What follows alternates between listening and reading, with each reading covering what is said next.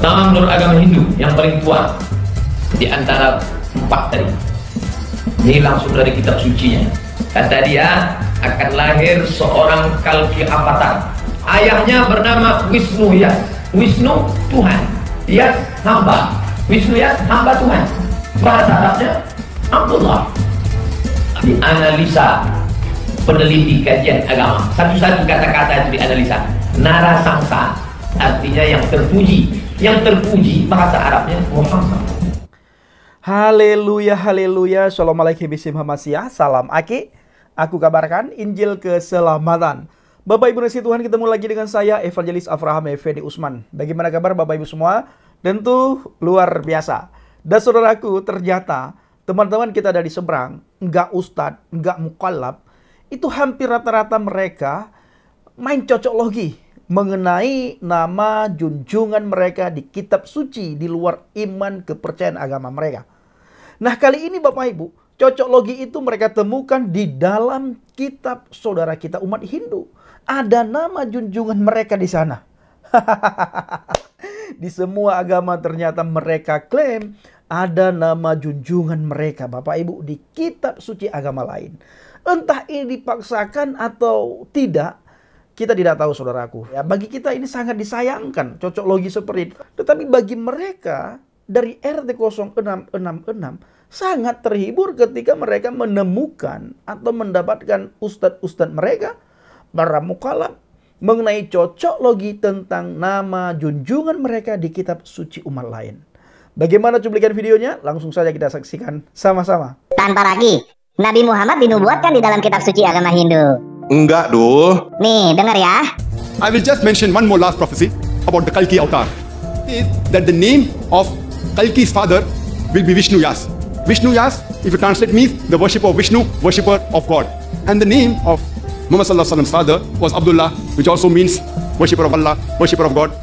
So this prophecy of Kalki avatar, the last and final messenger, befits no one but the last and final messenger, Prophet Muhammad. Pertama, menurut agama Hindu yang paling tua di antara 4 tadi. Ini langsung dari kitab sucinya.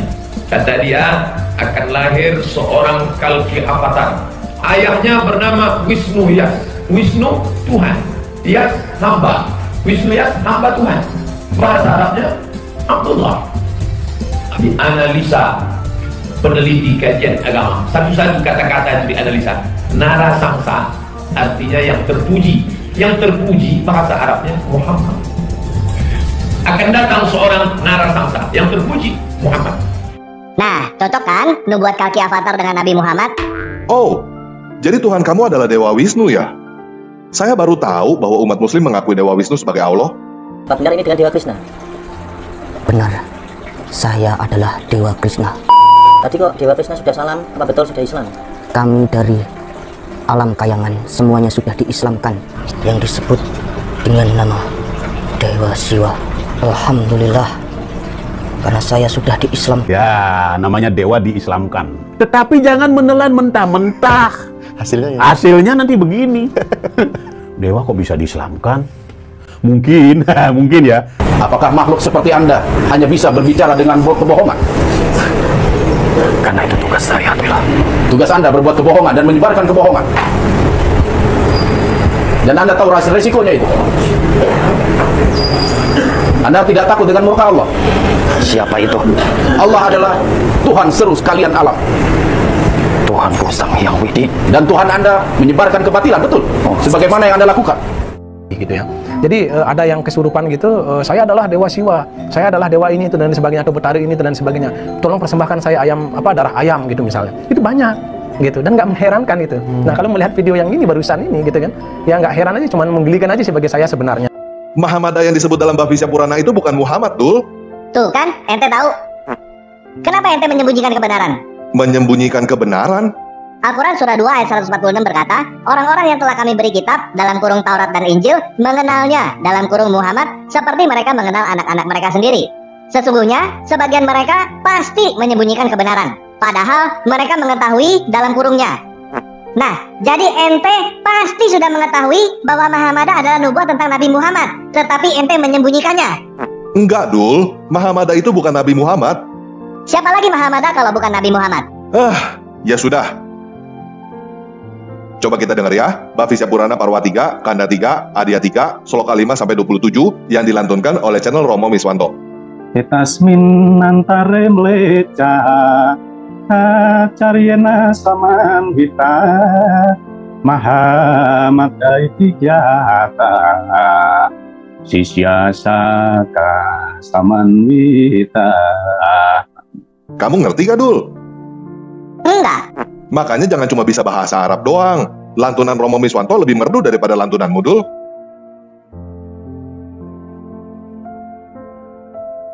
Ya sudah, yuk kita baca terjemahannya aja ya.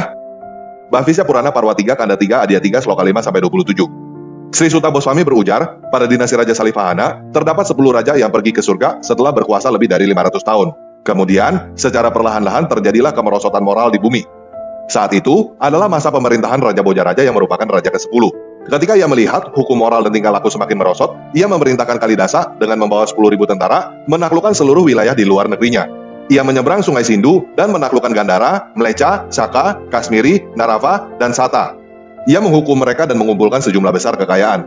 Kemudian Raja bersama Mahamada, seorang pemberi ajaran Mlecha Dharma, dan para pengikutnya pergi kepada Dewa yang Maha Tinggi, Dewa Siwa yang bertempat di padang pasir.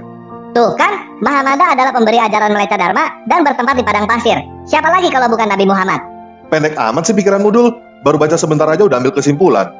Baca sampai selesai dulu, baru ambil kesimpulan. Oke, kita lanjut ya.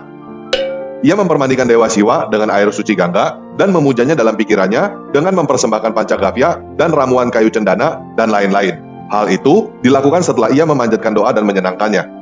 Suta Goswami berujar, setelah mendengar doa dari Raja, Dewa Siwa berkata, "Oh Raja Bojaraja, kau harus pergi ke tempat yang dinamakan Mahakasvara. Negeri itu dinamakan Vaika dan sekarang tercemar dengan para meleca." Aha, Mahakasvara itu pasti maksudnya Mekah tanpa lagi. Berisik amat sih kamu, Dul. Dengerin dulu sampai habis, oke? Di negeri yang sangat rusak itu, tidak ada lagi Dharma. Dulu, pernah ada iblis yang bernama Tripura, di mana aku pernah memusnahkannya menjadi debu. Namun, ia kembali lagi atas perintah Bali. Ia tidak berasal dari manapun, namun ia mendapat berkat dariku. Namanya adalah Mahamada, dan perbuatannya adalah serupa iblis. Oleh karena itu, oh Raja, kau memang tidak seharusnya pergi ke tempat di mana iblis bersemayam. Dan dengan berkatku, maka pikiranmu akan dimurnikan kembali. Mendengar ini, maka Raja kembali ke negerinya, dan Mahamada mengikuti mereka sampai di pinggiran Sungai Sindhu. Ia, dalam kurung Mahamada, adalah seorang ahli dalam mengembangkan ilusi atau khayalan. Sehingga, ia berkata kepada Raja dengan sangat senangnya, "Oh Raja besar, Tuhanmu telah menjadi pelayan saya. Lihatlah nanti, setelah ia memakan remah-remahku, saya akan membuktikannya kepadamu." Sang Raja menjadi terkejut ketika melihat hal tersebut. Kemudian, dalam kemarahannya Kalidasa menegur, "Oh penipu, kau telah menciptakan khayalan untuk membingungkan Raja. Aku akan membunuhmu, kau adalah manusia paling rendah." Kota itu dikenal sebagai tempat ritual khusus ibadah mereka, sebuah tempat yang mana dahulunya adalah Madinah atau bebas dari kemabukan. Dalam wujud setan, dalam kurung buta, sang ahli ilusi Mahamada muncul pada suatu malam di hadapan Raja Bojaraja dan berkata, "Oh Raja, agamamu sudah tentu merupakan agama terbaik di antara yang ada. Namun, tetap saja aku akan mendirikan suatu agama yang mengerikan dan memiliki sentuhan iblis seperti yang dikatakan Tuhan. Nantinya, pengikutku mempunyai ciri-ciri, yaitu pertama-tama kulit kelamin mereka dipotong, tidak memiliki sika namun berjanggut, jahat, membuat kegaduhan dengan nyaring, dan memakan segala. Mereka seharusnya makan binatang apapun tanpa melakukan persembahan. Ini adalah pendapatku. Mereka melakukan ritual penyucian dengan musala atau alu dalam bentuk seperti engkau menyucikan segala sesuatunya dengan kusya. Oleh karena itu, mereka akan dikenal sebagai kaum muslim." Maksudnya kaum musalman, kaum perusak agama. Demikian agama dengan sentuhan iblis itu diciptakan olehku. Setelah mendengar semua, sang raja kembali ke istananya dan setan tersebut kembali ke tempatnya. Nah, di situ dikatakan ciri-ciri pengikut setan yang bernama Mahamada adalah kulit kelamin mereka dipotong, tidak memiliki sika. Sika ini artinya rambut di belakang, namun berjanggut, jahat, membuat kegaduhan dengan nyaring, dan memakan segala. Maksudnya memakan segala di sini termasuk sapi ya, karena ini adalah kitab suci umat Hindu. Dan umat Hindu dilarang makan sapi. Paham ya? Nah, Dul, coba kamu periksa diri kamu sendiri.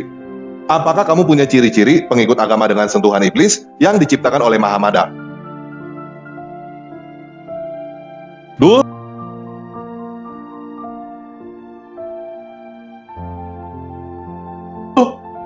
Abdul? Yah, Abdul sudah pergi.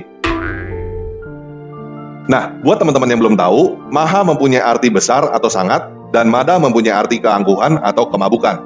Jadi, Maha Mada artinya adalah sangat mabuk atau keangkuhan yang besar. Nah, karena Abdul sudah pergi, jadi saya terpaksa bertanya kepada teman-teman, apakah Maha Mada adalah nubuat tentang Muhammad? Kalau menurut saya sih bukan, karena kalau bilang iya, nanti saya dituduh menista agama. Menurut teman-teman gimana? Nah, saudaraku semuanya, bagaimana tanggapan Bapak Ibu setelah melihat cuplikan video tadi? Bagaimana cocok logi teman-teman kita, saudara kita, tetangga kita dari RT 0666? Nah, saudaraku, kita paling sering dan sangat sering kita melihat cocok logi mereka mengenai junjungan mereka ada di kitab suci agama lain. Sangat senang mereka mengais-ngais kitab agama lain dan mereka mencari nama junjungan mereka ada di dalam kitab di mana kitab itu mereka tidak imani. Bahkan kesannya mereka mengolok-ngolok, saudaraku. Ya, begitulah sifat tetangga kita, saudara kita dari RT 0666. Maka kita perlu melakukan penginjilan supaya hati dan pikiran mereka tercerahkan.